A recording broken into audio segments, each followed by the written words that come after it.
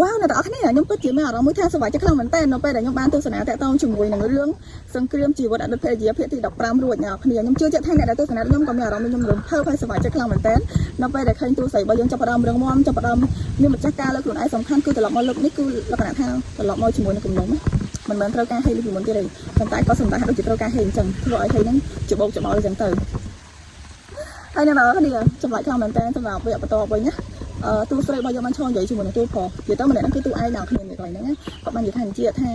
បើសិនជាយើងធ្វើអីធ្វើទៅប៉ុន្តែសូមមេត្តាគិតដល់មនុស្សស្រីម្នាក់ដែលនៅផ្ទះ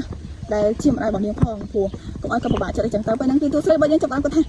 ចាំម្នាក់ហ្នឹងមិនបានជាដឹងគឺអីពីគាត់ច្រើនម៉េះ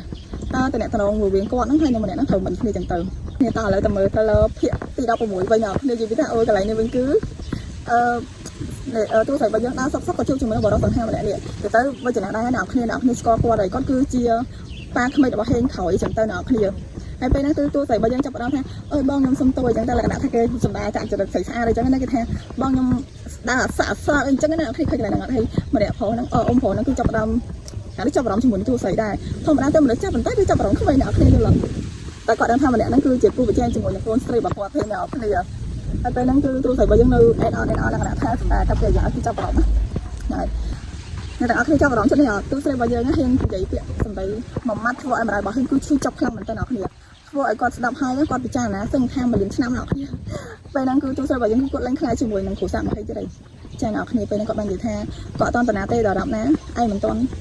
ស្លាប់យ៉ាងទៅពេលហ្នឹងគឺម្ដាយរបស់ហ៊ានគាត់សួរថាឯងនិយាយជាមួយអ្នកណាគាត់ថាបាននិយាយជាមួយនឹងឯងហ្នឹងហើយនឹងអ្នកគ្នាកន្លែងនេះគឺធ្វើឲ្យម្ដាយរបស់ហ៊ានគឺឈឺចាប់ខ្លាំងមែនតើ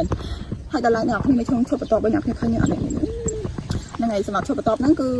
ម្ដាយរបស់ហេងបាននិយាយប្រាប់ប្រកាន់ហេងថានៅត្រាគឺចិត្តខកហើយនេះមើលផ្ពាល់របស់គេអ្នកថាតែស្នាមដៃអញ្ចឹងទៅដោយសារតែអ្នកត្រាអ្នកចាត់ការអញ្ចឹងទៅតែកន្លែងនេះអត់ដឹងថាតើអ្នកត្រាធ្វើអញ្ចឹងឬក៏ម្នាក់អ៊ំនឹងគាត់សំដែងទៅដល់គ្នាអញ្ចឹងក៏